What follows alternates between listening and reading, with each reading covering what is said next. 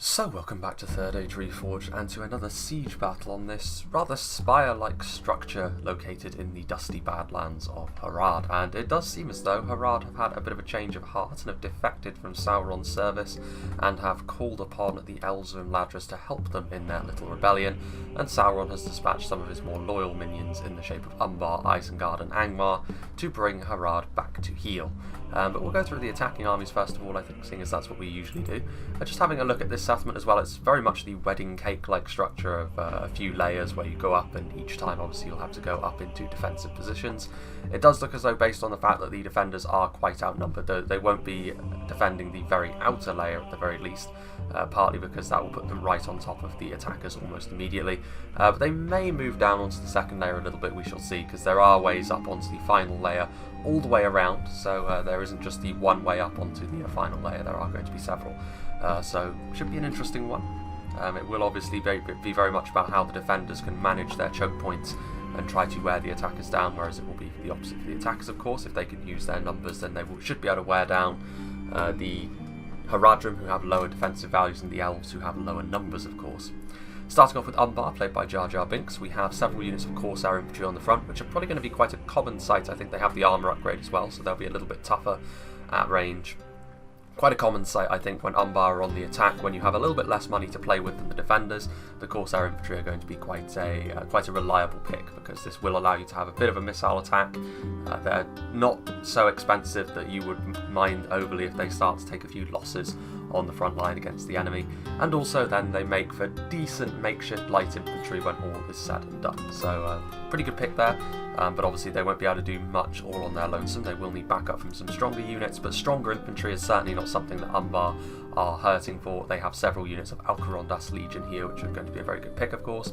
Decent armour and shields to try and mitigate some of the Elven and Southron archer fire that's going to be coming their way, but also the fact that they will be able to at least contest an infantry fight with the elves, which is something which many other human factions are incapable of doing, and of course they should be able to stand up very nicely to all of the Haradrim infantry as well. So a good pick there, even though they are quite expensive, so it does take up a big part of the Umbar budget here. Just in behind them, he's got some upgraded Balagire archers, pretty similar in many ways to the Corsair infantry at the front, only very much more focused around their abilities as an archer. They're not particularly good in melee, but they are stronger as an archer, significantly so. They have better damage than the Corsair infantry, but also very, very tough as well with that nice armour, and also the bucklers as well. But relatively similar in what they offer you, but again, the Balagire archers certainly more tilted towards the ranged component. Then, the Corsair Blackguards, very similar to the Seafarers of Nindamos from Numenor, in that they will be able to throw very, very nasty javelins if they get into a position where they can do so. Their shields will help mitigate some arrow fire as well, but they will still be the target of pretty much every archer that is in range of them should they come forward prematurely, because a javelin unit that is on the level of the Corsair Blackguards is an incredibly dangerous thing for a defensive position. They're also pretty decent in melee as well with those scimitars, but you know, for the most part, most of their damage is bound up in their javelins. The fact that they are not bad in melee is just more of a bonus than anything. But a very well-rounded unit for Umbar, especially in a siege like this. A couple of units of the Balaketh Axe Guard without the armour upgrade this time. So without the armour upgrade, they actually have lower armour than the equivalent units from Rohan, like the Westmark Marshals, or something a little bit more expensive, like the Brotherhood of the Axe has got more armour than it as well. But they do have more defensive skill than both of those units, which does help them quite a lot in a fight where it does help them to keep themselves alive, because that is the weakness of heavy axemen and sort of heavy macemen as well. The fact they do lack a little bit of defensive skill in comparison to heavy swordsmen. So that will help them a little bit. And the armour piercing, though, it's debatable how useful that's going to be, because it'll only be useful against Imladris, and Imladris have got such high defensive values that the higher defensive skill of these Axe Guard in particular probably won't be enough to save them, ultimately.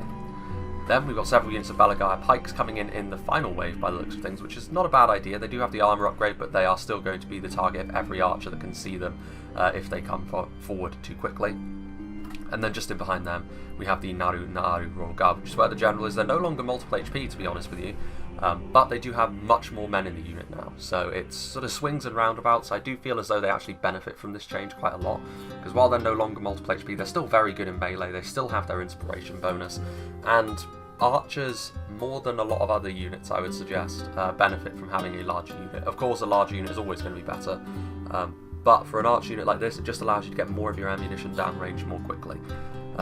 So yeah, and the general, ultimately they're not going to commit them forward into melee quickly anyway, so don't have too much to worry about from that perspective. Then, the central army, we have Ulk playing as Isengard. Isengard are pretty strong in this patch, I have to say. They're a nice well-rounded faction. With the shift to infantry being a little bit more important, Isengard I think have benefited from that with their Uruk-hai infantry and pikemen. Several units of Uruk-hai archers here, which is probably a pick you won't see too much in a field battle, because certainly, even among the orcs, the Isengard archers are not the best. They have the Lurtz hunting pack, but the Uruk-hai archers are certainly not anything to write home about. But they're cheap, and you will be able to get them into a position where they can start skirmishing with the enemy and just start wearing them down, whether that be their ammo supply or just getting the odd kill here and there. A couple of units here of the, actually no, just the one unit of Dunlending clansmen. Isengard also don't have access to a free unit of infantry like all three of the other orc factions have. This is the cheapest unit they have, the Dunlending clansmen. But as a militia spear go, they're pretty decent, just because the Dunlenders get a natural anti-cavalry bonus on top of the spear bonus that the Dunlending clansmen get. So very nice against cavalry. So if there is a bit of a sally out, the Dunlending clansmen will be excellent to send against them. We also have some Uruk-hai infantry over here. Of course, the heart and soul of most Isengard armies, especially in a siege like this, because their armour and shields will keep them alive as they push forward. Not quite as strong in melee as the Alcarondas Legion, but I believe their shield value is actually slightly higher, so that should help them a lot. We also have the Trolls of the White Hand, some of the best trolls in the game, with some really nasty metal clubs and those sort of long pole arms that these trolls wield. But yeah, around the same sort of level as the Olag-hai and the heavily armoured Angmar trolls as well. It gives Isengard a very, very powerful battlefield juggernaut that you can use to really just roll over enemies. But you do need to support them, because even the best trolls will start to falter if they get sent into a very strong defensive position all on their lonesome. Uruk-hai Reavers as well, basically just fairly cheap orc axemen. They are slightly better than something like the Orc Maulers or the Orc Fellers from Mordor and Angmar, but not by much. Like, they will still share the weakness to ranged units that those units share, and ultimately their attack is slightly higher, but not to the extent where it's going to make a huge difference. They're still going to be used in much the same way. Walk skirmishers, so this will be good again to deal with any sort of sallying out. Isengard are very well prepared against mounted forces usually, and this is one of the units they can use in that regard. So if there is a sally out, the javelins can be used, but if there isn't, they can be saved till later, and their javelins can be used against enemy infantry.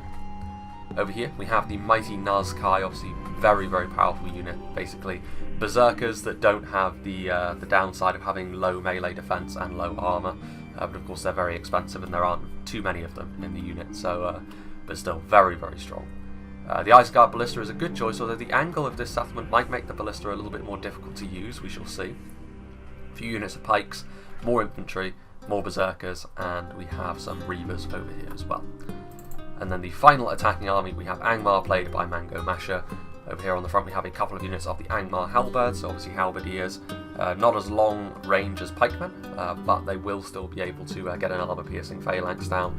Even though they are cheap orc halberds, they will still be able to do a job as long as they are supported. Just in behind we have some upgraded Guardians of Khan Doom, so very much a lot of decent line infantry that the attacks have brought, the Uruk-hai infantry, the Alcarondas Legion, and now the upgraded Guardians of Khan Doom. So a very solid core to all of these attacking armies, it must be said. There's not a huge amount that we can see from the Angmar army, so I assume there's going to be sort of hidden goblin trackers, maybe some Snaga archers and Snaga stalkers as well, possibly some hidden javies. We have some Witch-Round pikemen over here, again upgraded with the old armor upgrade, so that should help mitigate some arrow fire, but ultimately if they do come under arrow fire, they're still going to be taking losses fairly quickly. We have the Trolls of Gundabad, which are the trolls that wield those big clubs. Again, going to be very similar to what the Trolls of the White Hand will offer in this battle. I really like the Trolls of Gundabad, they're probably my favourite looking troll in the current patch. The Blackwatch Legion, which we can see with their sort of wicked spiked clubs, as well as those big great shields, of course, very good for pushing through the lines. They need to be careful though, because the only time we've seen the Blackwatch Legion, at least in my replays so far in 0.97, try to push through a defence which is of a similar sort to this, Dale over the bridge, of course. They were stopped dead in their tracks and massacred, so you do have to bide your time and wait for the opportune moment with this unit. It's not just a free pass to push through the line, you do need to be a little bit more careful than that. The General's Bodyguard is going to be the Witch-Round Blackguard, of course one of the strongest units of sword and board infantry in the game. Probably not up to the same sort of level as the Guards of Khazad-dûm, but not too far behind. Yeah, very, very good, and obviously the shields will help in this sort of situation. And then back over here, Just a single unit of Angmar Marauders, and of course the Witchers are in here as well. The Witchers need to be careful because this is obviously quite a difficult map to get into a position where they can use their ammunition. But obviously the Witchers are always going to be a potential nightmare for the defenders to have to deal with. Now we shall move on to the defenders, and we shall start off, I think, with the player who sent me the replay, which is going to be Lucky Hussar, playing as Imladris. He's got some Norotino warriors over here, which in comparison to the standard archers of Rivendell, a little bit stronger in melee. They pull out those 2 axes, which is very, very nice. Sort of same sort of thing you would expect to see from a Mirkwood archer, but obviously with their new unit model as well, which was made by Dreezy. Very, very nice indeed. We have a catapult, which could be potentially absolutely devastating in the choke points that this map offers. Some archers of Rivendell without the armour upgrade, but of course even basic elven archers are capable of good accuracy and damage. And then back here we'll get into the real heart and soul of Imladris, which is going to be their infantry. Swords of Rivendell and Spears of Rivendell, armour upgrades all around. Interesting combination. They obviously don't have the armour values that the rest of Imladris have, even when you upgrade their armour. But they are cheaper, so they will offer a little bit more in terms of numbers. We'll see if that pays off. We also have the mighty Elder Runway Swordmasters. When it comes to swordsmen who are not multiple HP, I think it's fair to say the Elder Runway Swordmasters are the strongest in the game, just because they have absolutely ridiculous stats. They have really high defense just because of their armor and their defensive skill, and very high base attack as well, because of course they are swordsmen, and elven swordsmen at that. Spears of Rivendell back here as we get into some of the more elite units. A couple of units of Imladris sentries, obviously elven pikes, very, very strong, and without the Naru sentinels from Umbar, there's going to be nothing which can really contest this with them. Even the Uruk-hai pikemen will find themselves shrinking away in the face of these units. And then also backed up by some Elder Runway spearmen, of course. That spear wall could come in very, very handy indeed. The God Helim Einaur, they have a unique projectile as well, I believe, just like the Elders of the Elven King and the Watchers of the Golden Wood. They have the Silverthorn arrows, I think, which is the heavy mass projectile, which will knock units over. The projectile will keep travelling and it will knock other units over, which is pretty nice. I personally prefer the split shot because of the damage it can do, but just the fact that Imladris have got access to a unique projectile does raise their ability to do some damage with their archers a little bit. And then some Norotino warriors over here, and just at the back we have some stakes that have been deployed over here by some archers of Rivendell, and then presumably they will retreat back up to the final layer, just to make things a little bit more awkward for the enemy to use any cavalry they may have. Now we shall move on to the Haradrim, rising up in rebellion against their Dark Master, played by my doppelganger. And he has got some Southron archers here on the front, which very, very basic, but given the defensive position they have to work with, they should do a job just fine. Their wooden armour is not going to be up to the same level as the men of Umbar, but still, they're here, a couple of units of them.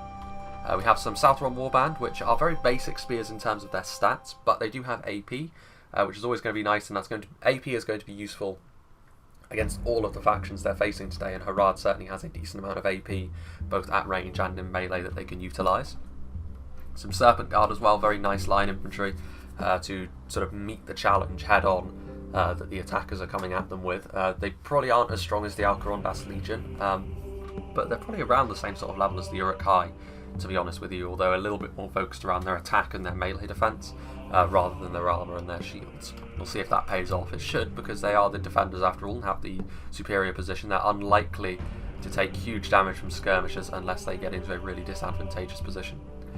We have some Demons of the Desert. We know how powerful the Demons of the Desert can be. They can be every bit as devastating as the Witches, to be fair, if they get into an ideal position. We shall see if the Haradrim are able to do that. We have some Trollmen of Harad, obviously very nice AP in melee. Haradrim Spearmen, just to make up the numbers, obviously they certainly aren't going to win any prizes in terms of quality. They're really very, very cheap indeed. But they should be able to help hold the line. Southron Warband over here, more Javelins in the Mahud Beast Hunters, the champions of Nafrat, a lot of AP that Harad have brought to the field today, which is good to see. More Southron Warband, more Haradrim Spearmen, more Serpent Guard, and even more Serpent Guard, and then there is also a unit down here apparently which has not yet retreated, and well, they're going to be very quick at covering ground because it is the Black Serpents. It's not the General either, which is good to see, so they will be able to be used a little bit more freely. The Warg Skirmishers are really the only thing which can sort of zone this unit out, to be honest with you. There may be some Crossbow Corsairs from Umbar hidden away as well. But yeah, I mean, a very, very deadly unit which could be used here if they save them for later on. There is also a unit hidden away in the background over here, which I believe is the Hashari. Indeed, the Shari Shadows, so the mounted rangers. So Harad have actually probably got an army which I would be more scared of in this situation than Imladris have got, interestingly enough, with Imladris going for a little bit more, or a few more I should say, of their basic units. Not that they're bad, of course, but Harad have got a lot of the really nasty AP and high damage ranged units, which should be able to do a lot of damage here. But I will make a little bit of a cut as the attackers move in, because obviously they are a little bit further away and they need to sort of form up their armies. But I will rejoin when the battle begins. Well, this hasn't taken too long at all, to be honest with you, because the defenders, they are going to move forward. The only reason they didn't come down here was indeed because of the deployment zones, and they aren't just going to stand around waiting. And indeed, you can see here that Isengard have actually led the way with their Uruk-hai infantry, expecting the archers to be the thing which will come for them first, but instead it's the Black Serpents who get a really nice charge here into the heart of the Uruk-hai infantry. Ideal charge for them to undertake. They need to get out of there fairly quickly though, because if they don't, the Snarg skirmishers will start to do a lot of damage. That's a big chunk taken out of the Uruk-hai infantry almost immediately there. The Black Serpents do become shaken very, very fast, however, because they, a lot of units all around them. But you can see as well, almost immediately, the fact that these Uruk-hai pikemen coming forward, and it's a bit of a catch-22 for Isengard, because I can certainly understand why they did not come forward leading with their pikes, which would have prevented that charge, because now the archers are coming in, and you can see the archers immediately seizing upon the opportunity to shoot at the unshielded pikes. Uruk-hai pikemen have got a decent amount of armour, so they won't fall away quite so quickly as perhaps the defenders may be hoping, but it is archers of Rivendell that are firing at them, so a decent amount of damage there. But also the catapult firing in as well, because Isengard having no choice really but to blob up as they move over here, and Isengard being front and centre, being the ones that are suffering the brunt of the defenders' initial furies. Decent hit there. I don't know if that actually killed any berserkers. I mean, it missed the really dense blob here, but at least it did score some hits. What would be really fortunate for the defenders if they killed a troll model or two with some of these hits. Forward come the Uruk-hai archers. There's just a unit of Haradrim spearmen guarding that choke point, so Isengard could continue to push forward, but I think maybe getting a bit of cold feet under the arrow fire and catapult fire that Imladris are currently laying down on them, they are going to pull back some of their more important assets. But it is worth saying as well that Umbar have sent over some Corsair infantry, but the rest of their army is heading around to the side over here, so they're going to try and bypass this frontal defence, which Harad and Imladris have laid on. But of course this does leave Isengard out in the cold a little bit, because Harad and Imladris will be able to continue to focus them down and do a decent amount of damage here. South-run archers and archers of Rivendell now pouring fire into Isengard. Uruk-hai Reavers over there. I'm actually surprised that well, they are sending forward the Reavers once again, and these Uruk-hai archers, like, sending forward a single unit of Uruk-hai archers into this sort of situation, it's going to be a very easy task for Harad and Isengard to kill them off very, very quickly. And sending forward the Reavers up front as well is probably even worse than the pikes, to be honest, because their armour won't even help them like the Uruk-hai pikes' armour will. See now that the Dunlending clansmen are moving forward, who they are now going to try and mitigate some of that arrow fire for them. See over here that yeah, it's going to be ugly as well, because Umbar have sent over their Corsair infantry, but what they really should have done is sent it over with Isengard directly, so Isengard's anti-cavalry could be used to assist against the Black Serpents. But as it is, the Black Serpents are going to be able to get another nice charge off into the Corsair infantry, do yet more damage as the mighty Haradrim lancers continue to scythe through this basic Umbar force. You can see that just across the way over there, the Uruk-hai archers are starting to shoot into the Black Serpents. The multiple HP will save them for a little while, but as with most Serpent Guard units, the armour and shield values are not as high as they would be for equivalent units from other factions. So they do have a bit of a shelf life here. This would be a very bold move, to be honest with you. I mean, they are going to get their lances down, but they want to get out of there quickly. To be fair, these Dunlending clansmen are unsupported, and they are still militia. Like, they are better against cavalry than like most other spear militia are. You can see that some of those Serpent Guard did fall. They did lose a few unit models from doing that. But the Dunlending clansmen took a ton of losses as well, to be fair. Manpower is going to be an attacker's best friend, so anything the defenders can do to cut into that is going to be good, regardless of how they do it. See here the Haradrim spearmen are now going to be able to block the way, and considering the amount of losses that the Dunlending clansmen have already taken, this should be a fairly easy task for even the Haradrim spearmen to hold this choke point for now. Some good harassment from the Black Serpents there, but as I said, like, the good thing about the Black Serpents is how quick they are and how fast you can cycle them out. Meanwhile, over here you can see that there are some archers of Rivendell over here, firing at They're firing right into the air, but Angmar are now making their way up onto this layer. They're not going to swing around and... actually, I don't know how... I mean, they're going to go up the route here in the back corner. I mean, most of the Angmar army is already getting over here. Trolls, yeah, leading the way with Witch-Round pikemen. It's an interesting choice to lead the way with pikes, especially seeing as Norrötuno warriors are up here on the cliffs, and elven archers are definitely going to be targeting down pikes, even as heavily armoured as they may be. The high base damage that Norrötuno warriors will offer you will be very well utilised, although with cliffs like this I've noticed, despite the fact it looks like a really good shot, a lot of the back archers will tend to bury their arrows into the floor, which is always a bit of a heartbreaking sight to see. Umbar lagging behind a little bit more. Most of their armies over there, probably because they're trying to micro their Corsair infantry in and out. But now the Corsair infantry is probably going to be slightly safer. They're going to try and sneak their way through here, the Black Serpents. They're going to get caught on the Dunland Clansmen, though. This could be a terrible move, or it could be a good one, because obviously, once again, they're going to try and chase off the Corsair infantry. How many of the Black Serpents are going to be able to get through? I mean, they're going to take losses from doing this, certainly. They might break the Dunland Clansmen. There's probably going to be no retreat back into the settlement for them after this, the Black Serpents. If that was a unit of cavalry that did not have 2 hit points, they would have taken really bad losses from doing that. But they are, and the Dunland Clansmen at this point are still shaken. Only a single unit of Haradrim spearmen, though. They're going to need to send more reinforcements down here if they wish to keep holding this ground. But I don't think that's going to be the case. I think they're going to try and retreat back up to the top layer now that Angmar is starting to put pressure in the back corner. They're probably going to get surrounded, so they're just going to try and do as much damage as they can with a single unit of Southron archers, or at least continue to do so.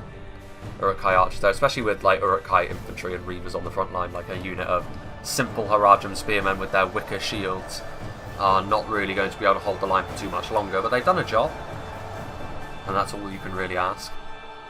What happened to the Black Serpents? They're coming around here, just waiting and biding their time. You can see here on the farms on the lower layer, Uruk-hai archers and Corsair infantry. So a lot of missiles, but quite frankly a lot of vulnerable units. It's good to see the Black Serpents coming back for another bite at them, because they'll be able to do a lot of damage to the Corsair infantry. Like the Corsair infantry are marching into place, but they're going to get absolutely clattered by the Black Serpents. A big charge bonus on the Black Serpents. That was a bit of a disappointing charge, though. I think maybe they're trying to go after the archers that still have ammunition. But unfortunately they sort of brushed up against the other archer first, which took away a lot of the sting of that charge. And to be honest with you, I would have just carried on into the unit at the front, because the Black Serpents have already got a lot of kills. Any more kills you can get, quite frankly, are just a bonus. And they're certainly going to be paying for themselves, and while they may only be basic Corsair infantry that they're killing, it's still a lot of manpower they're dealing with. There they get the Lancers down, and this time they should be able to do a lot more damage. A little bit spread out there, the Corsair infantry, but still around 15 men falling in that charge. Very, very nice indeed, as the Corsair infantry try to reposition themselves. What's going on here in the back corner? Yeah, you can see Angmar getting right up against the cliff face to try and stop the elves from killing them. Obviously in real life this would not help at all, because you could just throw things down on them. But with Medieval 2 being what it is, the archers are crippled by the ability of units to just go right underneath them. Spears of Rivendell and Swords of Rivendell setting up a front line over here with stakes, of course. Be interesting to see how Angmar handle this. They do have the Witchers over there, but the Witchers are unlikely to move forward until the Elven archers are either out of ammunition or occupied by other things.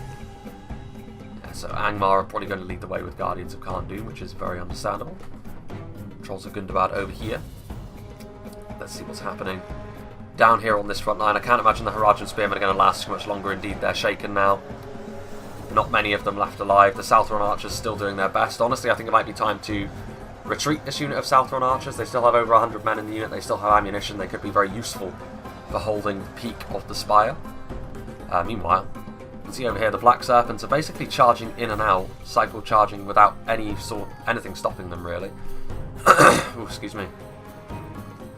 Like I said, the Corsair infantry is maybe not the most important target on the field, but just the fact they're getting these kills basically for free at this point, the Black Serpents, means it's a very worthwhile thing to keep charging in and out.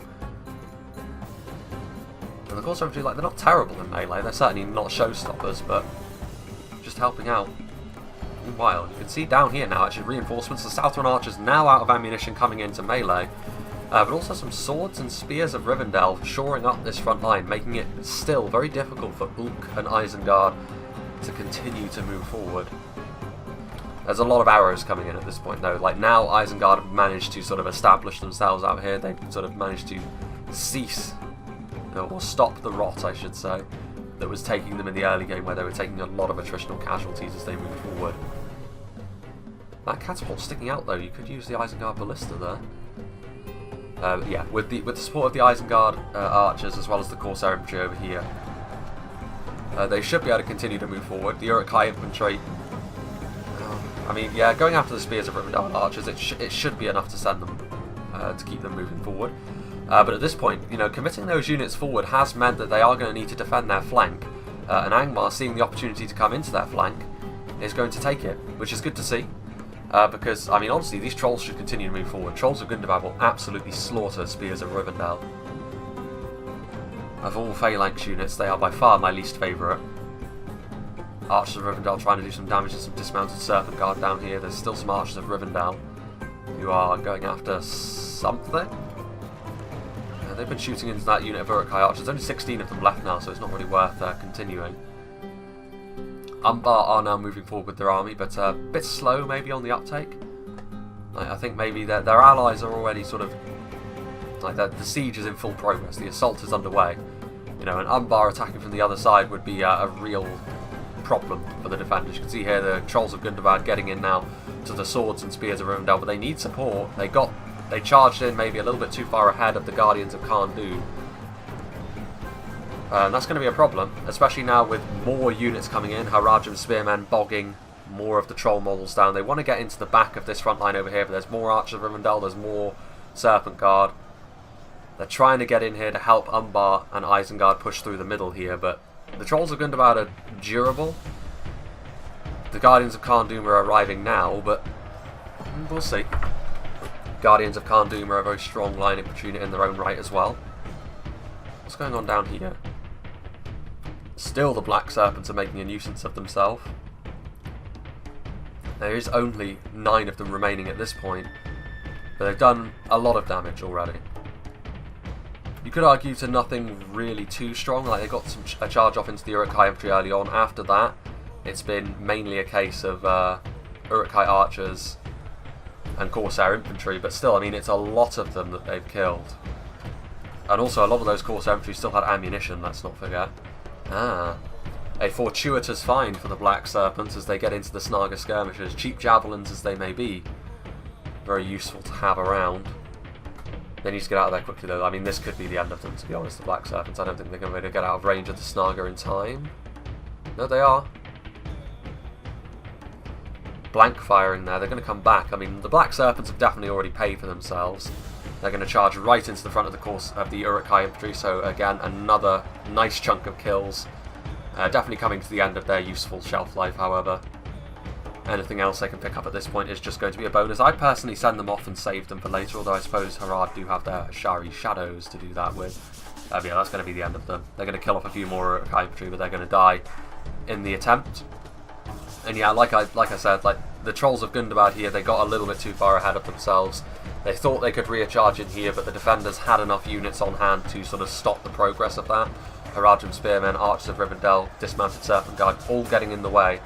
And with the support lagging a little bit further behind, the Guardians of Kharn-Dûn will now also find themselves being overwhelmed by the Elven infantry, and also there's the range support coming in from the Archers of Rivendell as well. Albeit, you know, the Guardians of Kharn-Dûn have got a very nice shield value, and with the armour upgrades as well.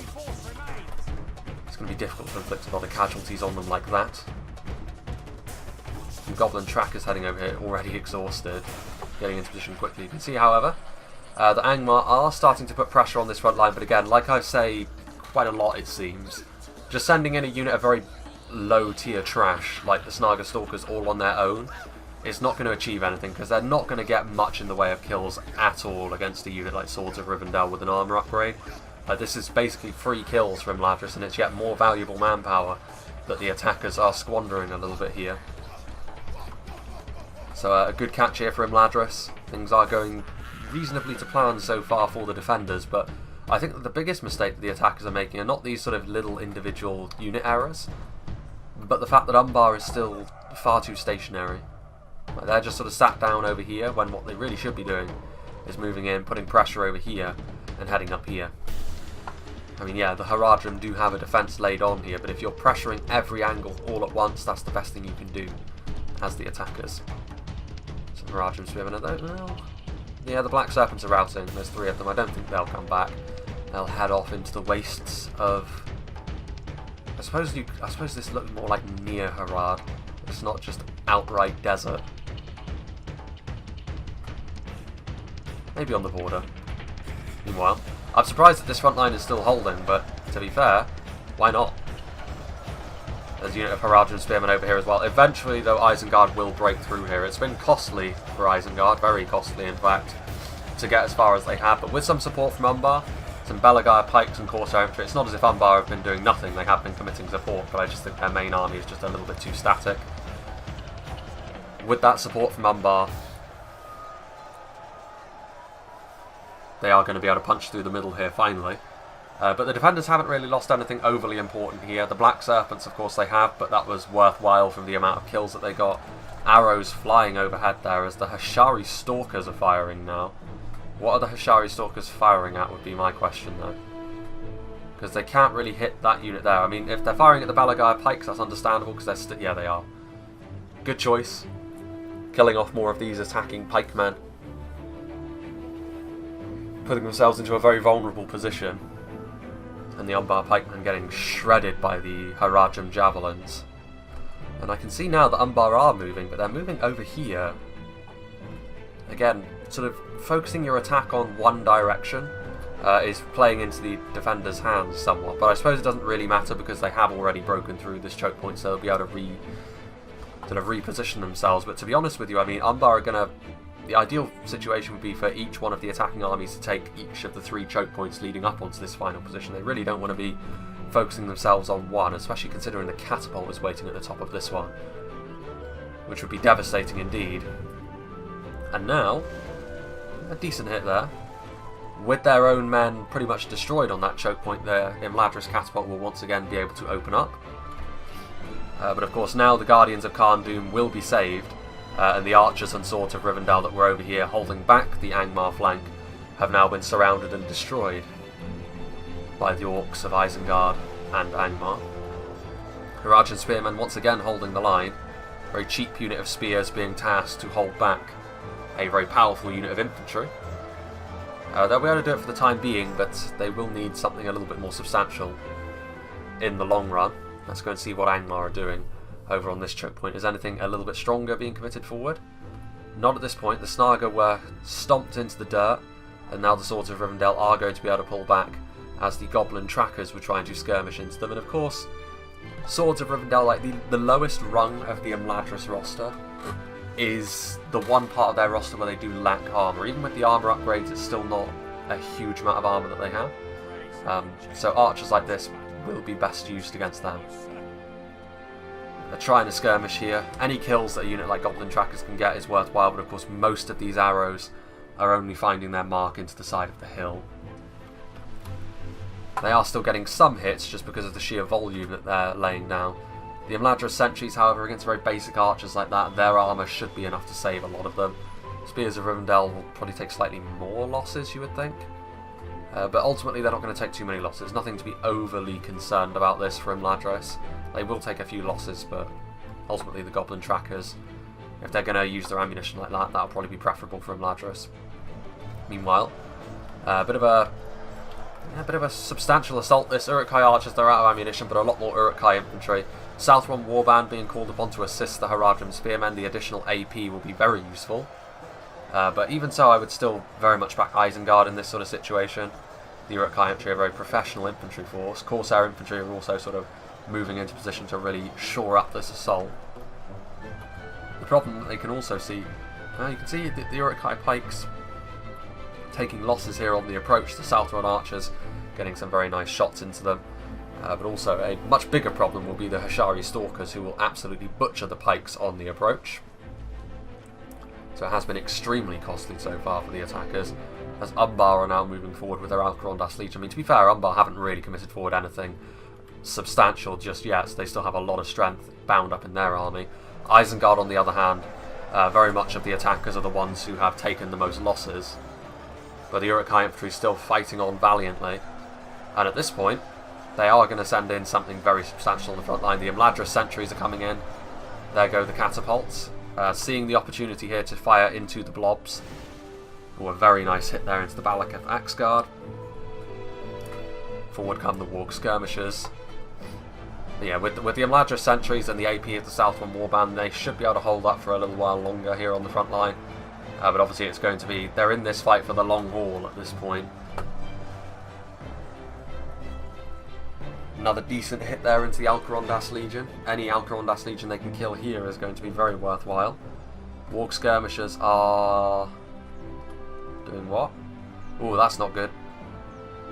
They're wasting their ammunition on perpetually routing units that were over here, so that's a lot of the ammunition of the Warg skirmishers, which has unknowingly, I think, for Isengard, gone to waste.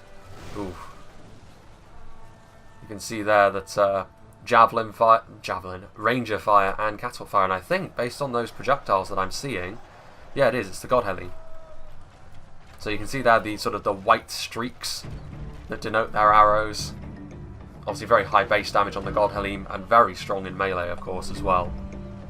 Once upon a time, they were the strongest infantry unit in the game, I believe, the Noldor Elder Nobles. That was a while ago at this point, though, very early in Reforged development. Here you can see this frontline engagement will be going on for quite some time, as I said. Like, they're going to have to try and wear down Elven pikemen from the front. They can try and use their archers. I mean, to be fair, this is one of the very few times I think you'll see Isengard without their crossbows. Which is a shame, because the crossbows would be ideal in this situation. They'd be able to do grievous damage. They're going to try and use the javelins to achieve the same sort of thing, which, to be fair, is a good idea. Those javelins will be finding their mark. The Haradrim spearmen at this point are routing. The Southron Warband is shaken, actually, so yeah, the defenders are going to need to put something a little bit more substantial forward. They've been doing a pretty good job at committing forward only what they need, the defenders, but I think at this point they're going to need to not be so stingy. I can see that I have missed something unfortunate, because you can see that the smouldering green bodies denote where the Witchers have made their presence felt, and that's Eldarenway spearmen that they've managed to kill. Where be the Witchers? Have they retreated again, or are they dead? They may have died in the attempt to doing that, but based on the amount of kills they've got, I'm sorry for Mango Masher that I actually ended up missing that, but you know how the Witchers work at this point. So while things haven't been going exactly to plan on the other side for the attackers, over here Mango Masher is having slightly more luck. Yeah, the Witchers are going to be able to get out of there. Don't know whether they still have ammunition. And based on the amount of bodies, like, you know, maybe they have one volley left in them. They're taking losses still, though. But a good catch that. That's exactly what the attackers needed, because certainly the defenders have been having the better of this battle so far. And now the superior numbers of the Guardians of Khan Doom and Angmar Marauders are going to really be putting pressure on this Imladris front line. So they're going to need some more backup to continue to hold Angmar at bay over on this choke point. So yeah, Spears of Rivendell, like, for me, are just a really underwhelming unit. They always have been, ever since Vanilla, when they were the Linden Long Spears. I've never rated them. Noratino warriors moving forward. Here comes some dismounted Serpent Guard to help shore up the line as well. Possibly some Southron Warband as well. So Harad and Imladris committing their own reinforcements to continue to keep Angmar out of the peak of the spire. Again, I'm not sure why Umbar aren't pressurising the other side. Maybe they felt as though Isengard had already taken too many losses to continue to keep up the assault over here, but really, as the attackers, you should be pressurising every angle that you can. These Warg skirmishers are still doing damage. Imladris sentries still withstanding the pressure. Some Uruk-hai pikemen going up this very steep hill to keep up the pressure on the defensive line. Still some deep... Oh, that's a brutal position. They're just waiting for a unit, for like some Alcarondas Legion to come over here. Just like a really big push come forward, because those Demons of the Desert, like, they're going to have to get out of there because they will start taking hits. But if they get on there when there's like a real push happening, that's going to be brutal. Right along the line with Demons of the Desert is where they're at their absolute best. Here come the Blackwatch Legion are sort of waiting in reserve, like they're sort of biding their time, waiting for the opportune moment when the defenders are weak enough that they can push through and maybe let all of the Angmar forces in. Barrow-wights, of course, which are another unit that can hide, they're going to be able to come forward and put some pressure on. Barrow-wights are pretty good after you push through a Blackwatch Legion. Barrow-wights are not the worst thing to follow up with, because it's going to be very difficult then for the attackers to get rid of the Barrow-wights, and that can sort of consolidate your gains. They may be slightly... there's sort of regular infantry speed now, to be fair, so they don't have to deal with how slow they were before. With the dismounted Serpent Guard and the Norotino Warriors on the front line, obviously Norotino Warriors, like I said, for archers are pretty damn good in melee. Here come the Blackwatch Legion now, though, so I don't know. I mean, I think maybe this is a bit premature. There's still Elder Spears on the front line. There's still a lot of infantry here. I don't know if now is the right time. We shall see. Blackwatch Legion doing their best. They are forcing this line back, but they're going to be taking damage as they do this. Maybe some Southron Warband are going to come in. There's still some Imladra sentries over there, albeit significantly weakened after their encounter with the Witchers. Yeah, I don't think they're going to be able to get all the way through here, the Blackwatch Legion. You can see the Southron Warband are shuffling their way into position to sort of try and make sure of that fact. Still, the front line is looking decidedly weaker for having encountered the Blackwatch Legion.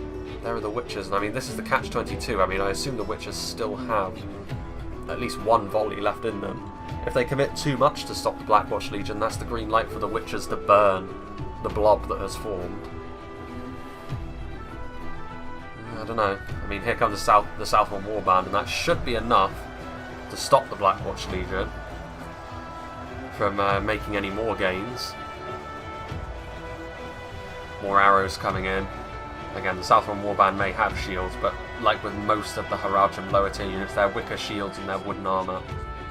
I mean, they aren't great under arrow fire.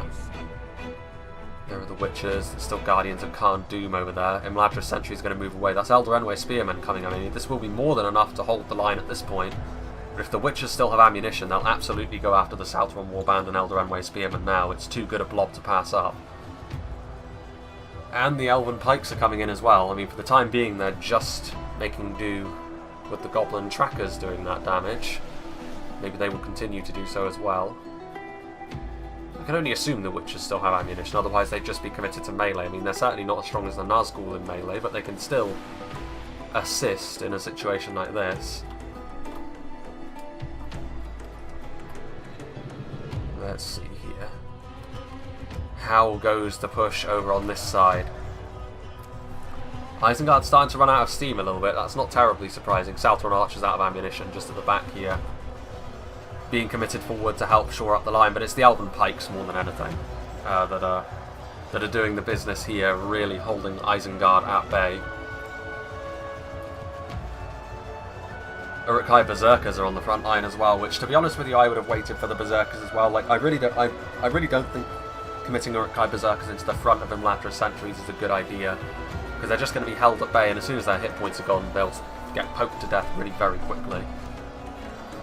That is a catapult, so that can only be the Elven catapult, but I assume that it's already out of ammunition at this point. So that's fair enough. Catapult was okay. It wasn't amazing, but it was okay. There are the Witchers. You can see the blood sprays coming off from them. And that's the God Helene, because you can see, because every time they hit, they are knocking the Witchers over, and they're starting to die off very quickly as well. So the God Helene really not wanting to...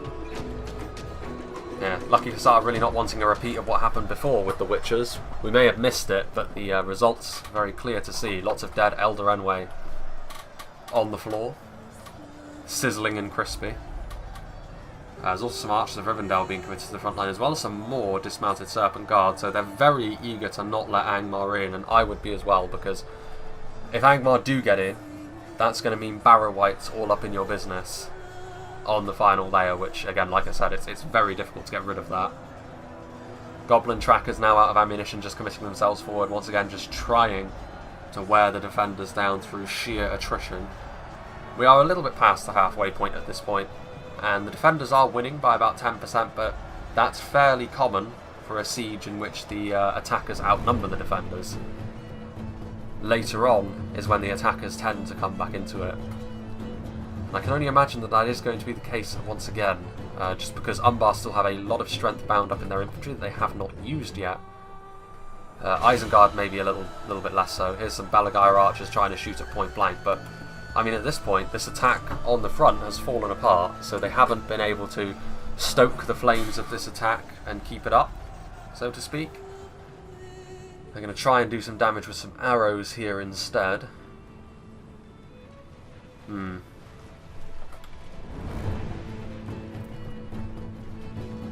I mean, to be fair, like, the armour of the Imladra sentries, the shields of the Southron Warband, like, they will get kills from this, of course, the Belagair archers, but it might not be as substantial as maybe they were hoping, although with the Southron Warband starting to shuffle around, showing them their backs, that will change. Alcarondas Legion.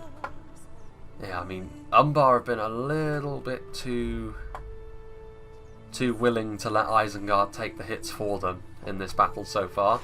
And Isengard have paid the ultimate price for that, really. Isengard still have a couple of units here and there. Trolls the White Hand, a substantial one. They still have their Nazkai somewhere as well. But, yeah, it's going to be on Umbar at this point to try and make up for that. And they're going to have to deal with units like Champions of Nathrat, more Serpent Guard, Javelins all over the place as well. But the defenders, they only have so much that they can utilise. Meanwhile, Harad coming around over here, and that is brutal. Using their Hashari shadows, revealing them, and then shooting right down the line of the Angmar halberds and the Witch Realm pikemen. Very, very nicely done. It's one thing you always have to bear in mind when you're attacking a settlement like this. Can the defenders use hidden units, in particular hidden cavalry, in the outer areas of the settlement? Because if they can, they probably will. Hidden rangers, well, mounted rangers in particular, of the variety that Harad and Arthedain have access to, can be very, very deadly in the late game if you fail to take them into account. And now they're going to shoot in here. I mean, the Blackwatch Legion, they're not pointing the right way, so their huge shield value probably won't be coming into effect here. A lot of good damage done there. The Angmar halberds are forming up, but yeah, like the Hashari shadows have got bigger game in mind than the Angmar halberds. Maybe they're going to try and go after the Blackguard, but the Blackguard are going to form up as well and make sure that their shields are pointing in the right direction. They're going to spread themselves out as well, which is good. It means the body piercing won't be able to go through ranks of 4 or 5 men, only 1 or 2. Here come the Barrow Wights on the front line. Yeah, there is a case for saying the Barrow Wights should have been one of the first units committed rather than one of the last, because they're very difficult to get rid of, as I said, but better late than never. But still, this defensive position holding up very, very nicely, it must be said, under this scrutiny. As you would expect from an Imladra's front line that is based around the Elder Renway Spearmen. Let's have a look what's happening over here. Still some Noritano warriors. And yeah, you can see that the announcer is still not thinking too highly of the defenders' chances, I should say. Just because that's how it works. Like, the attackers still have probably more men overall, despite taking a higher proportion of losses, and they still have a lot of good quality. A lot of good quality from Umbar in particular, but again, I feel as though Umbar has just been... Like, the time will come when they need to move forward, and I feel as though it's never a good sign when you see an attack peter out in a siege like this. Because, like, you've got to keep the assault going, keep the constant grind happening. Because that will generally favour the side with more disposable manpower, which is almost always the attackers. It's very rare that the attackers have got less men. They're going to try and do the same thing with their archers, which, I mean, to be fair, they are killing off quite a few Southron Warband because the defenders aren't responding to this. And now Smalcarondas Legion are getting a little bit closer. They're going to try and go after Demons of the Desert and Imladra Sentries, which is a good move, but they don't have the easiest shot. And even then, it's only Belagair archers and very depleted Uruk-hai archers, so they're unlikely to kill them off in their entirety. And here, the Barrow Wights, they're here, and going to be very difficult to get rid of, as I said. The Elder Renway Spearmen will be able to hold for a long time, however, with the support of the Serpent Guard. Elder Renway Spearmen, of course, are very expensive, heavy elven spears, and you get what you pay for. They will hold the line very resolutely indeed. I believe... What happened? Ah, there they are. The Hashari Shadows. How on earth did they get over here? They go around here. They managed to worm their way through? That doesn't make any sense.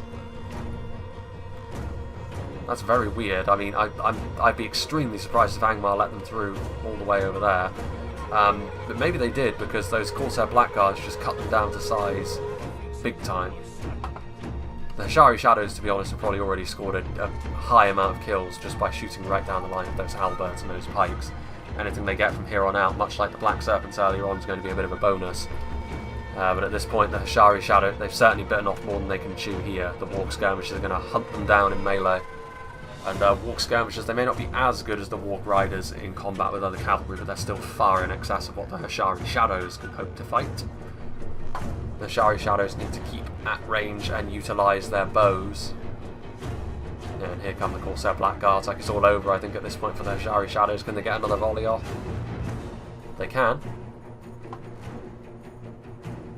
Couple more kills on the Blackguard, but again, nothing too substantial. They're going to charge in here. Will the Corsair Blackguards be able to do the business? They're going to charge into the Goblin Trackers once again. That was a big charge, actually. Yet more vital kills. Walk Skirmishers are going to get them. This is going to be the end of the Hashari Shadows at this point, but certainly not a wasted effort from them. A lot of kills on Phalanx units, a few bonus kills here and there. They can afford to be fairly pleased with their day's work. Whether that is enough to give the defenders the victory in this fight remains to be seen. Meanwhile, Angmar committing forward yet more men to the front line as the Barrow Wights are actually getting forced further backwards by the combined efforts of the Serpent Guard, Elder Renway Spears and Noritino Warriors. Victory seems certain for the Barrow Wights, but that comes down mainly to their hit points, I think. They're unlikely to do damage quickly at all to the Elder Renway Spears in particular, with their very nice defensive values. Some support from the Witchround Pikemen and Guardians of Khandu will certainly not go amiss though. Mahood Beast Hunters getting into position to maybe offer some support. Yeah, the Hashari Shadows routing off. What are Umbar doing over here? Are they moving in yet? They aren't. The Alcarondas Legion are just sort of making sure that the Snaga, and I mean, to be fair, the defenders are letting this happen. Like a unit of 15 Snaga, which could have had full ammo, and they're going to be able to use the full complement of their ammunition to try and wear down this frontal defence, but suddenly it's turned into how much range pressure can the defenders take over on this front, although it looks like maybe Umbar's thinking about finally moving in and pressurising them in melee. I mean, they better do something quickly because the Demons of the Desert are sort of moving into position over the hill, possibly to try and do a ton of damage to this unit of Alcarondas Legion. A single volley would be all it would take.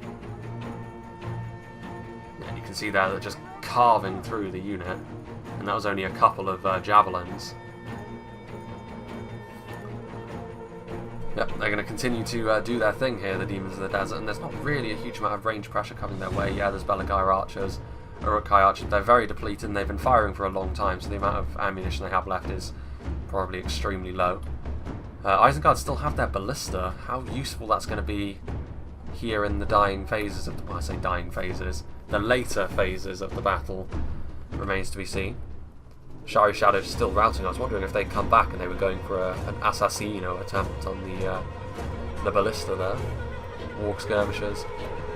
Yeah, I mean, at this point I would actually worry more about Angmar, just because I feel as though Angmar are actually running out of manpower, whereas Umbar still have enough to be a problem for the defenders. Here come the Mahout Beast Hunters. I think maybe trying to get into position to use their javelins, unless they've already used them. They've got their maces out. Yeah, they're coming into melee, so I would assume they've been using their javelins on maybe the Barrow Wights or on this front line, and we just haven't seen it. Because I highly doubt that that the Harad player here would be willing to commit them forward into melee unless they've used their ammunition. And to be fair, you know, pulling out those little maces, they're not brilliant in melee, but they still have a bit of AP going for them. So that will be useful here against the heavily armoured Angmar infantry, as they continue to try and wear down the defences. Here come the Witchround Blackguard, so that's a sign really that Mango Masher is running out of sort of... The lifespan of his Angmar army is getting towards the end, and they're trying to sort of throw everything forward, trying to finally break down the defences, or at the very least cause enough damage so that Umbar can then carry the attackers to victory here in the late game. We shall see. Yeah, a lot of dead forces over here. Blackwatch Legion still waiting. Of course, our Blackguard's going to head back over to the front where most of Umbar are. There's still the Witchers, I suppose. I don't know if they still have ammo though. 32 Angmar Halberd, so yeah, this is pretty much the final roll of the dice for Angmar. And I think sensing that, the Harad player did commit forward those Southron Warband as well. Still a few reinforcements up here for the defenders, including the Elder Runway Swordmasters, the strongest of the Haradrim infantry as well, the Trollmen and the Champions of Nafrat. Still waiting, the Demons of the Desert, of course, with how devastating they can be. The Imladra sentries have returned to the front line, and once again, Umbar losing their stomach for the fight. As soon as they move in, they see the Elven Pikes move in, and that is their sign to once again fall back. And again, this is where my kind words for Umbar start to run out a little bit. Like, the time will come when they need to move in. And I feel as though, to be quite frank, I feel as though they've already let their team down a little bit with how passive they've been. They've allowed Isengard to take the brunt of the casualties for no good reason so far. And Angmar is dying over on the other side. If they allow Angmar to die completely, that means the defenders will be able to focus entirely on you, and that means it's a real uphill struggle from there in every sense of the word, literal and figuratively. The Isengard Ballista is going to try and fire, which this could still be devastating. I mean, there's a blob up there. This could be like a match-winning... well, I mean, that is a decent hit there, but right through the middle would be where they want to inflict the casualties. Half of the Imladris army has died at this point. Also have Blackguards coming in. Another Ballista Bolt, but again going wide. Like, this is the problem on a map like this for the Isengard Ballista. They need to move forward to here, up the hill, because the angle is against them down there. Angles on a map like this are an important thing, and for the Ballista especially, because the Ballista needs a linear arc of fire. Whereas the Catapult and the Trebuchet can sort of go over targets to an extent, even if they may miss quite a lot of the time. For a Ballista, while when you have a clear shot they are far more reliable at landing hits, you do need that clear shot. And the Ballista is getting kills here, but it could be devastating this front line if they just moved it forward a little bit. That was a very fortunate hit actually, right through the Demons of the Desert. I don't think that was what they were going for. But they'll take it, I'm sure. This is surprising. Here come the Black Watch Legion. Suddenly, Angmar reversing their fortunes a little bit. Perhaps now the defenders guilty a little bit of resting on their laurels a little bit too much. Do the God Helene still have ammunition? I don't think so. No. But still, like I said, they're very strong in melee as well, as you would expect from Imladris. They don't have their armour upgrade, but even so, with a unit like this, you know what you're going to get. Very, very strong.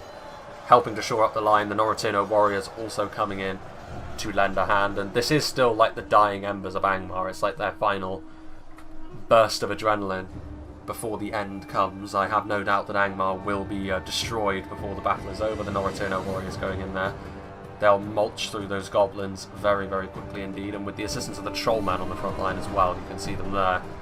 That AP is going to be really, really nasty against all of the Angmar forces. Even the Witcher and Blackguard won't really enjoy being in melee with the Trollman, having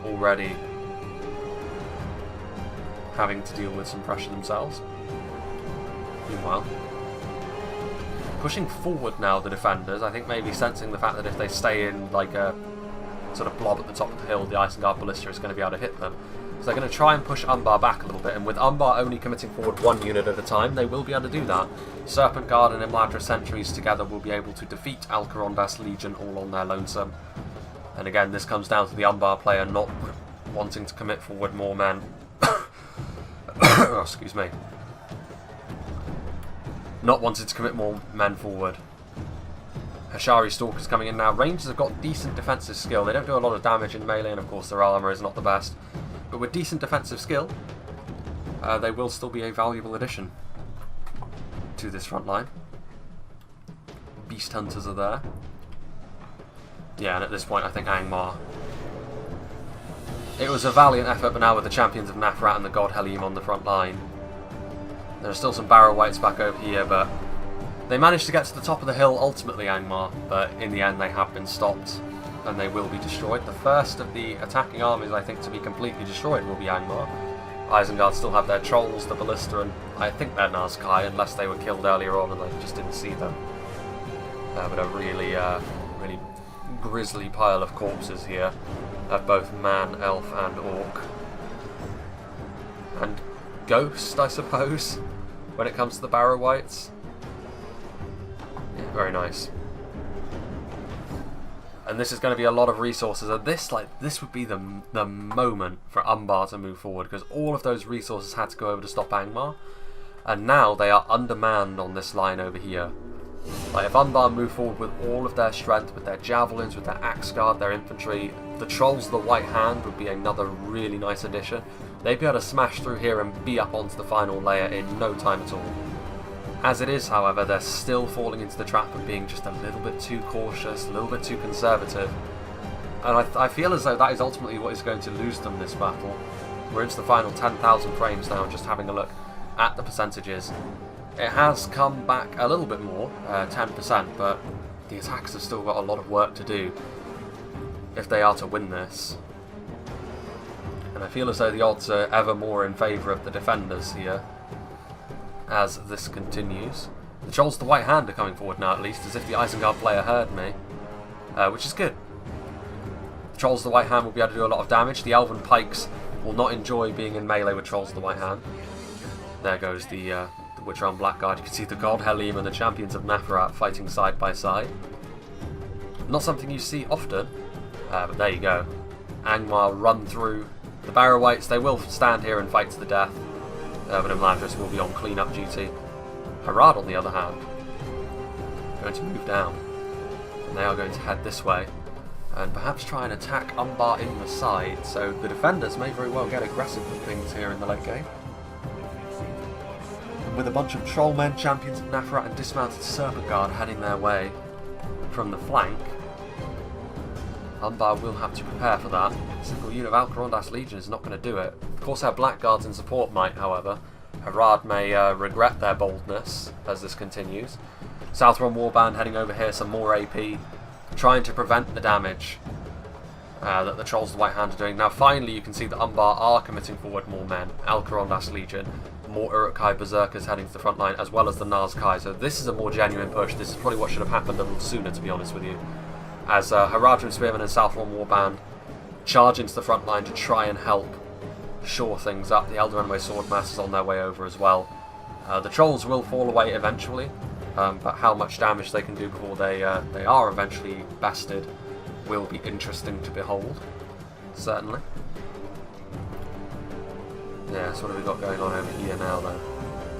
Yeah, you can see that Harad are going to get in here, and Harad actually, they have managed to close the distance quickly enough to the point where the Corsair Blackguards won't have a particularly good shot.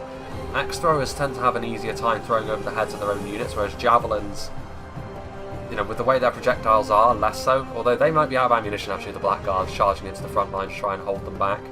But this isn't going to be enough. Like, Champions of Nafarat and Trolls of the White Hand put together are very powerful in unison with one another, and the Alcarondas Legion, as good as they are, find themselves outmatched here. 44 dismounted Serpent Guard are also going to charge forward and lend their might. And yeah, like, Pikes should have been over here, because Belagaya Pikes would have made this a much more difficult prospect for Harad to have to deal with. These Trolls of the White Hand, though, you can see just how strong the highest level of Trolls are, because they are right in and amongst it. To be fair, they're up against like pikes and spears, armour piercing as they may be.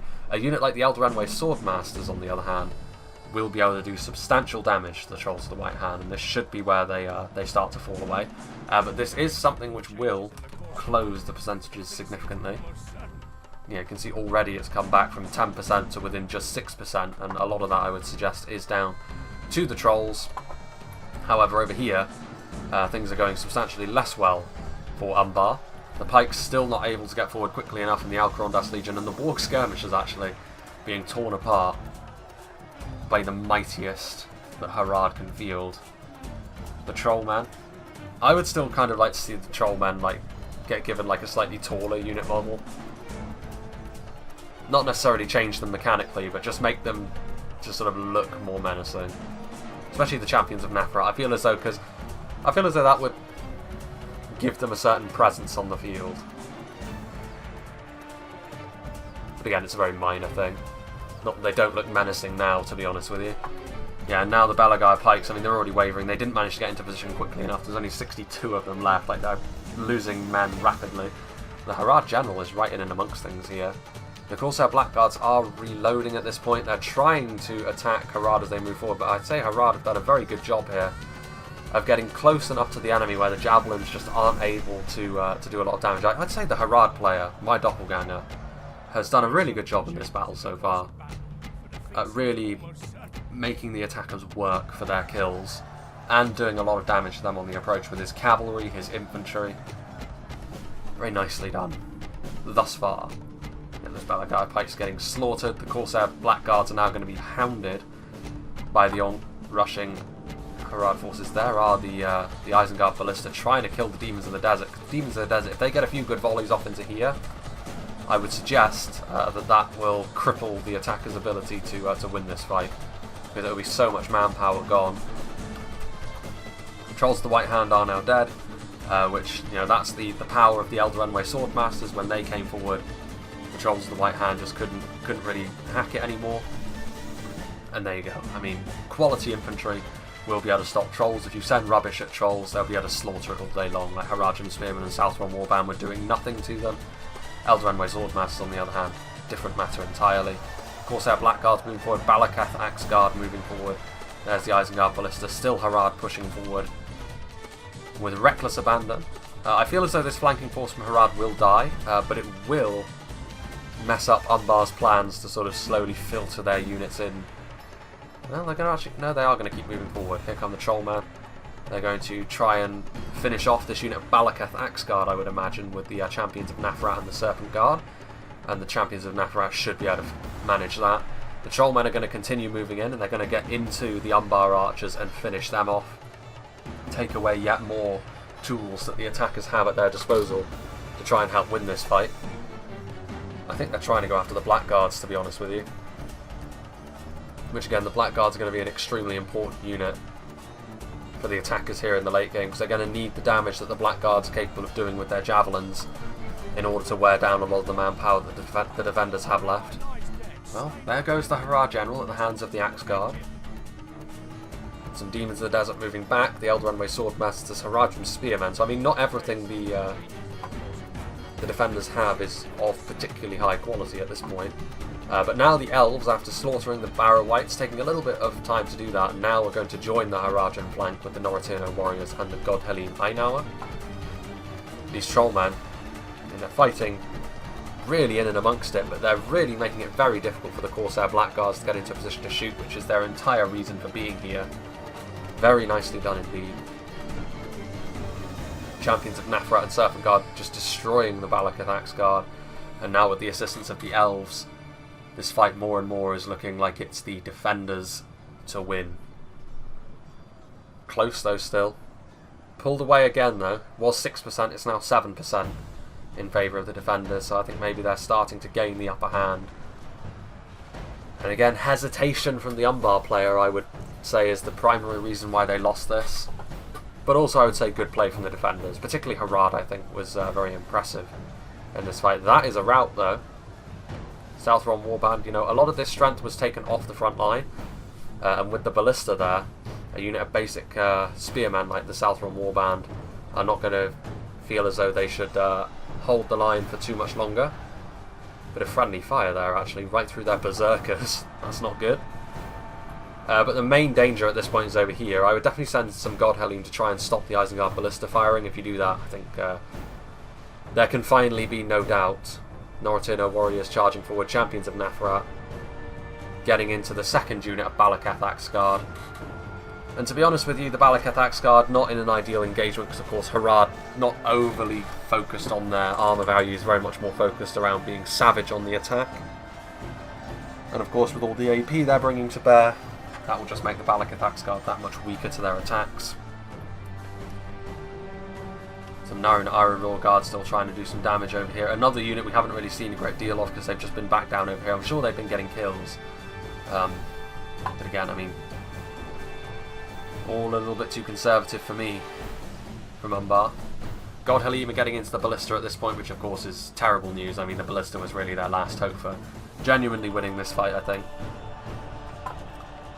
Continuing to push up the hill, but without the support of the Ballista, the Alcarondas Legion will start to come unstuck in the face of the Eldarenway Swordmasters and the Demons of the Desert, as well as any other supporting units that are around here, like the Haradrim Spearmen. There's still some. The Southron Warband did return from routing as well. They did not want to evacuate in their moments of triumph. Victory seems certain. Only a fool could lose this battle. The Isengard Ballista is trying to reform, but they're just going to get hacked to pieces by one of the strongest units Imladris has to offer. And yeah, at this point it's only a matter of time before Umbar gets ground down. And the announcer agrees. Of course, their Blackguards are still trying to get into position to use their javelins, and they probably will at this point. They'll be able to shoot into the God Halim to try and save the beleaguered Ballista. Well, there goes one of the generals. That might be Isengard's general, actually, because I think the Nazkai was still in here somewhere. And they were, so yeah, it was the Isengard general. Still 14 Nazkai in there. Demons of the Desert sort of saying to hell with it with their javelins, they're just going to charge in melee and assist in the ever closer demise of the attackers here. Naru and Arurul Guard should probably think about just getting into melee at this point, which I think they are. Between them and the Blackguard, they could probably finish off the God Halim, but that's about all they could muster, I think. Champions of Nafrat, they have taken losses in their very bold flanking move, but it turned out to be a very good one for the defenders. Harad leading the way and then being joined later on by some Imladris forces. Forward come the Demons of the Desert. But a very nice battle this, and on a decent map as well. It's a map that I haven't seen before. And Harad's rebellion will be successful. Who'd have thought it? Harad joining the Free Peoples of Middle-earth. Noratino warriors coming to the aid of the God Halim. The last unit left alive will be the Naru Naaru Royal Guard. Serpent Guard moving forward. Oh yeah, the Blackguards doing what they do best in this battle, really, and running away. These Corsair Blackguards are going to get torn apart by the Demons of the Desert, showing who the superior Javelin unit really is. Still, the Nazkai are fighting hard on the front lines. Still 4 of them, of course. Locked morale, as you'd expect from a unit like this, but there's too many Eldarenway around them for them to be of much use at all. This sort of section of the battlefield is where most of the action happened. A lot of death happened over here. Angmar did their best over on the other side, and even with a successful volley from the Witches, they were still unable to turn the battle around. A nice volley there into the back of the Demons of the Desert for the Corsair Blackguards. But of course, too little too late. The Corsair Blackguards finally able to get a decent shot off, but it's not going to be enough to turn the fight around. Naru Naaru Royal Guard will be able to hold the line for quite some time. They have very good stats. Obviously spears though, so the spear malus means they're not going to be able to kill off units particularly quickly. And ultimately, their fate is going to be sealed. Eldarenway Swordmasters are on the way down as well. Haradrim Spearmen actually routing. So the Militia Haradrim being overcome as the Demons of the Desert get into the other unit, of course, their Blackguards, and now continue to do the business. Actually helping the Demons of the Desert though by routing into them next, so some of the Blackguards would have to turn their attention to the Haradrim Spearmen, but it is very close. I mean, if you have a look, within 4%, so even here in the late game, Umbar is sort of trying to do what they can to turn this fight around, but this is the unit which is going to prove to be a real problem in that regard. The Eldarenway Swordmasters. The Naru Naaru Royal Guard are also losing manpower all the time, and with 39 God Halim in a densely packed formation against spears, that's not really going to be sufficient.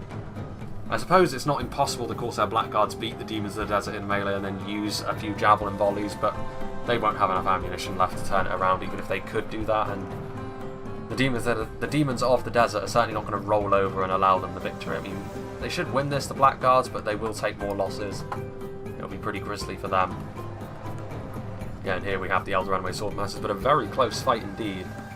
And in a fight like this, I feel as though it will always come down to either some genius play from the defenders to win, or some mistakes from the attackers. A little of column A and a little of column B, I would say in this case. Oof. Kicked to death there. The Umbar General, Castamere falls.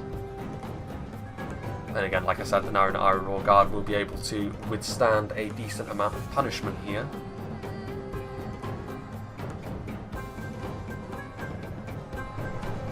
Still a couple of pikemen left alive, and it could so easily have gone differently. Like, I feel as though if Umbar had just been a little bit more aggressive, if they had pressured every side rather than just two, if Umbar had a little bit more confidence to be aggressive on their own choke point rather than allow Isengard to sort of die and then follow them in, I feel as though this fight could have gone very differently. But as it is,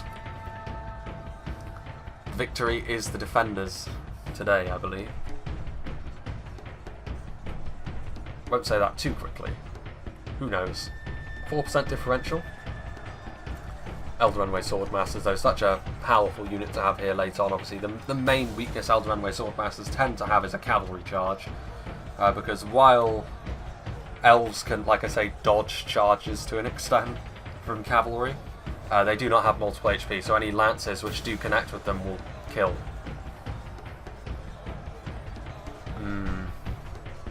Naru Naru Royal Guard. A solid unit, but just they're not going to be enough here. It's mostly Imladris to the left as well, so I mean the Haradrim have had to perish for their freedom for the most part. But Sauron has lost control of the south. Oh, there's that weird death animation where the unit model goes crazy and then goes into a T-pose into the ground. Yeah, and of course our Blackguard's victorious, killing off the Demons of the Desert just about. But it's going to take a lot more than 11 Corsair Blackguards to turn around the fortunes of the attackers at this point. They've been hounded this whole battle, really, ever since that flank came along. The Corsair Blackguards just haven't been able to get set up into a decent position to kill them off quickly, and now the Eldraenway Swordmasters, realising the approach of the Corsair Blackguards, are going to charge in and absolutely massacre them. There's Elven Wave Blades, and there they go. Admitting defeat. Close battle indeed. 5% difference at the end. Very, very nicely played from the defenders. Again, I do believe Harad deserves a lot of credit. I mean, 4,000 kills is a good amount here. Especially seeing as it's only a 2v3. I mean, to be fair, all three of the attackers went for more quantity-focused armies. Even Umbar, who had nearly as big an army as Angmar in this case. But very well done. I feel as though his aggressive flank in the late game was very nice. I feel as though the way he set up his positions was nice. I also feel as the way he used his cavalry was also particularly nice. But Lucky Hussar also deserves a lot of credit for that as well, because without the quality of that Elven units like acting as the bedrock of the defence, Harad would have struggled, because Harad do lack a little bit in terms of their survivability, which will be a problem in a siege if you don't back them up properly. But very well played, I think, for the defenders. I think the main problem the attacks had early on, like you could say Isengard lost a few too many men from like cavalry charges and pushing forward maybe a little bit too quickly before he was really organised. But the main issue, I think, was the Umbar player not, for one, moving forward quickly enough and pressurising the other side in the way that Angmar did. And also, even when they sort of joined up with Isengard on the front, not really being bold enough. Because in the end, that hesitation did cost them, because it allowed the defenders to kill Angmar, flank around, and from then on it was always going to be very, very difficult. You could say Isengard should have pushed forward their ballista a little bit sooner as well, but I do feel as though primarily it was Umbar not attacking their own choke point first, and then not committing forward, you know, not being brave enough, as it were, which is something which a lot of newer players do tend to do, to be fair. Not sort of take the bull by the horns, and they want to be a little bit more conservative because they don't want to, you know, they're a little bit more afraid, I suppose, of messing it up. But believe me, if you're being aggressive in a siege where you have the numbers advantage, it's very rarely going to be a bad thing. Unless you wander right into like the biggest killing field possible, you're still going to be helping your team by drawing fire from the others. Because the defenders will have to pick and choose who they kill, and they may very well have gone for Umbar because of Umbar's overall infantry strength, but I think they probably would have gone for Angmar still. You know, with units like the Witchers and the Barrow Wights, I feel as though they would have had to, also the Blackwatch Legion, they would have had to stack up more heavily against Angmar than the other two, but that's just my 2 cents worth. Let's see what did the damage for the Elves. Archers of Rivendell doing very well, Norotino Warriors, all of the archers really doing quite well for themselves, the Godhalim also in the late game being good in melee. The Elven Pikes, you've seen the Elven Pikes do better, but I do feel as though they maybe were the target of a lot of the skirmishers, so that shouldn't maybe be too much of a surprise. The Elder Runaway Spears that got hit by the Witchers, of course, were only 39 kills because they got grilled. The other one, however, when the Witchers were out of ammunition that came onto the front line, did very well indeed, 187 kills. But yeah, the Archers definitely the MVPs here. The Catapult doing okay as well, 260 is a very good return on a Catapult in this sort of situation. But yeah, this is one of those situations where in a siege where you're outnumbered, it will often come down to how well you use your skirmishers and your quality units. And in this is one of those cases where Imladris's archers very well will prove to be a very worthwhile endeavour, whereas on a field battle you'll often see the cavalry and the infantry be what does the damage for Imladris. But yeah, big thank you to Lucky Hussar for saying this one to me. I've really liked the map. It's an interesting sort of battle as it unfolded as well. Good to see Harad used to good effect as well. And obviously Imladris, a real fan favourite, also doing the business here. As for the next battle that I do, I'm not quite sure. It kind of depends what I play in the next couple of days as well. But yeah, big thanks to Lucky Hussar once again. I hope you enjoyed this, and I hope you'll join me for whatever is next.